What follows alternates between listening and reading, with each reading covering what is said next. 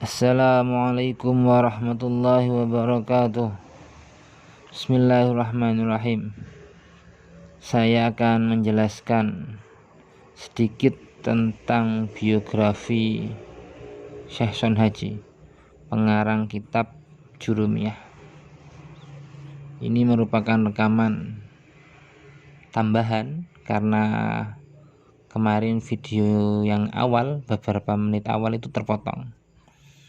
Jadi ini rekaman ulang. Bismillahirrahmanirrahim. Qala al-musannif radhiyallahu ta'ala wa nafa'na bihi wa bi ulumi fid dharain amin. Bismillahirrahmanirrahim. Qauluhu utawi ucapane musannif. As-Son Haji rupane lafadz Son Haji iku nisbatun nisbah ila Son Hajatin maring Son Hajah. Wahia utawi Son Hajah iku qabilatun qabilah bil maghribi kelawan negara Maghrib. Wa kana lan ana sapa Son Hajah iku min ahli Fasa, setengah saking penduduk kota Fes. Wa huwa utawi Syekh Son Haji iku Abu Ubaidillah Muhammad bin Muhammadin rupane Muhammad bin Muhammad.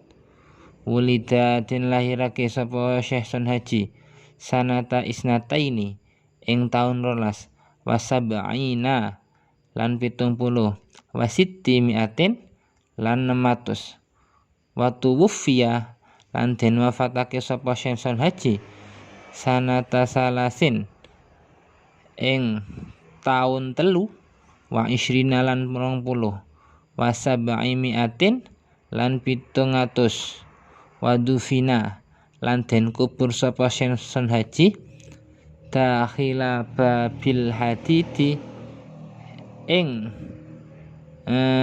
jerone babil hadid bi madinati Fasa kelawan kota Fes bibiladil maghribi kelawan negara Maghrib kalau sekarang itu di Maroko, tepatnya Maroko. Hukia dan critakake den riwayatake annahu stuhune Syekh Son Haji iku Allah pangarang sapa Syekh Son Haji hadzal matna ing ikilah matan tijahal baiti kelawan madhep ummah asyarifi kang mulya, maksudnya adalah Baitullah. Wa hukiyalan dan riwayatake aidon halimaneh annahu stune Syekh Son Haji lama alafa iku semangsane ngarang sapa Syekh Son Haji hu ing kitab alqa nglempar buang sapa Syekh Son Haji hu ing kitab ing matan sama saja fil bahri ing dalam segara. Wa qala hale ngucap sapa Syekh Son Haji ing kana lamun ana apa amar perkara mengarang kitab ini iku khalison ikhlas lillahi krana Allah taala halimahul sinten Allah ta'ala halimahul sinten Allah fala ya bulu monggo ora teles apa kitab apa matan fala ya bulu monggo ora teles apa kitab matan bahkan lan ono apa amru ikilah perkara, maksudnya mengarang tadi bahkan lan ono apa amru ikilah perkara kadzalika iku kaya mengkono ikhlas ikhlas. Jadi di sini diterangkan ya, pengarang kitab Jurumiyah namanya siapa? Syekh Son Haji. Son hajinya sendiri itu adalah dinisbatkan kepada suku yang ada di Maghrib. Maghrib itu kalau sekarang Maroko. Maroko itu ada di, kalau sama lihat di peta itu di Afrika Utara. Jadi dulu beliau itu asalnya dari sana. Son Haja. Kenapa kok di era ini Son Haji? Karena beliau dari suku Son Haja. Di mana Son Haja itu? Di Maroko. Nama aslinya siapa? Abu Abdullah Muhammad bin Muhammad. Jadi orang dulu itu biasanya namanya hampir-hampir sama. Jadi lebih banyak kalau memanggil itu nama julukan daripada nama asli. Terus beliau lahir pada tahun 672 Hijriah. 672 Hijriah. Kalau sekarang berapa? Berapa tahun? 144. Berarti 1444 Hijriah. Hampir 700 tahun. Dan wafatnya beliau 723. Dan dimakamkan di Babil Hadid, di kota Fes, Maghrib, Maroko. Jadi Fasa itu kota Fes. Kalau sekarang namanya, kalau sama dilihat di peta itu namanya kota Fes di negara Maroko. Di sana beliau dikubur, dimakamkan. Nah, ada cerita unik di sini. Ketika beliau mengarang kitab, itu selama mengarang sambil menghadap kiblat. Otomatis ya dalam keadaan suci dan lainnya. Jadi orang dulu, ulama dulu itu kalau mengarang suatu kitab itu nggak main-main, pasti ditirakati. Di sisi lain, jadi di sini juga dijelaskan, selain beliau menghadap kitab, setelah karangannya selesai, kitabnya itu dilempar sama Syekh Haji itu, kitabnya dilempar. Kalau di sini di laut, di kisah lain ada yang bilang di sungai. Nah, dilempar sambil berkata beliau, ya Allah, kalau saya mengarang ini, kitab Jurumiyah ini, karena ikhlas, karena Engkau, jadi bukan karena yang lain,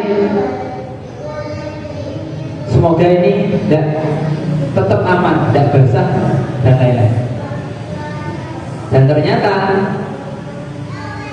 setelah beberapa waktu kitabnya itu ditemukan tanpa basah sedikit pun. Itu ulama dulu. Jadi yang bisa kita petik dari kisah beliau, orang ulama dulu termasuk Syekh Haji itu kalau mengarang kitab pasti ditirakati, ikhlas karena Allah, banyak macam-macam tirakatnya. Nah, karena itu gak heran meskipun beberapa ratus tahun kitabnya masih dipakai. Beda dengan buku-buku sekarang, atau misal LKS atau buku apa, cuma berapa tahun sudah ganti-ganti. Beda ulama. Ya, sama juga gitu kan. Misal mau ngarang kitab ditirakan. Sama juga, bukan hanya kitab. Ulama dulu pondok misal Zainul Hasan, pendirinya siapa? Abang Said. Gak mungkin beliau tanpa tirakan mendirikan Zainul Hasan, pasti ditirakan. Hingga sampai sekarang berdiri, muridnya banyak. Nah, karena itu beliau mengarang kitab, itu adalah bentuk ikhlas karena Allah. Banyak macam-macam tirakat. Nah, karena itu beliau mengarang kitab, itu adalah bentuk ikhlas karena Allah. pondok-pondok besar semuanya seperti itu. Tanpa adanya tirakat tidak bisa sebesar itu. Kitab. Nah, pelajaran kedua apa? Kita sudah bertahun beratus-ratus tahun, kitabnya masih ada, tinggal membaca saja kan. Dan kita kan nggak perlu ngarang sendiri, ngarang kan cuma tinggal membaca kok. Nah, tinggal membaca saja. Hendaknya apa yang kita pelajari semangat, ngaji itu semangat, terus hormati kitab itu. Jadi salah satu menghormati ilmu itu adalah menghormati kitab. Jangan ngaji kitabnya dari sok. Jangan. Al-Quran hafalah, kitabnya Al-Quran dari sok. Tidak boleh ya. Kan kita cuma kalau kita lihat, coba bayangkan, kira-kira butuh berapa hari beliau mengarangnya. Terakhir kitabnya dilempar karena beliau ikhlas atas izin Allah, kitab tersebut tidak basah, dilempar di laut. Coba sampean lempar kertas ning gadung, kira-kira teles nggak? Gak dilaminating dari teles. Itu ya. Sama. Jadi kalau pelajaran yang bisa kita petik, hendaknya kita bisa meniru itu. Kalau ingin jadi orang sukses, tirakat sih. Sama tahu kupu-kupu. Kupu-kupu kan indah, ya, apik kan. Awalnya itu dari apa? Dari telur menjadi ulat. Ulat kan jijik. Karena jijik, minder, ulatnya minder. Akhirnya beliau itu poso, tirakat. Jadi kepompong, dah maem, dah sembarang kali tirakat. Setelah tirakat berhari-hari, ketika tumbuh jadi umur. Tuh. Dulu saya masih ingat ketika masih SMA ya, di pondok. Dulu saya itu pernah punya cita-cita belajar ke Yaman atau ke Mesir, tapi gagal. Setelah itu ditanya sama Yai, kenapa kamu nak kok pengen ke mana? Mesir, ke Yaman? Disuruh orang tua? Bukan, enggak. Ya, beliau nggak boleh istilahnya itu jauh-jauh pergi menuntut ilmu tanpa adanya ya, sembarang kali apapun tirakatnya itu di jalan. Itu mungkin yang bisa saya sampaikan. Nanti untuk doanya kolektif ya, nanti di akhir. Oke. Oke, cukup sekian dari saya. Assalamualaikum warahmatullahi wabarakatuh.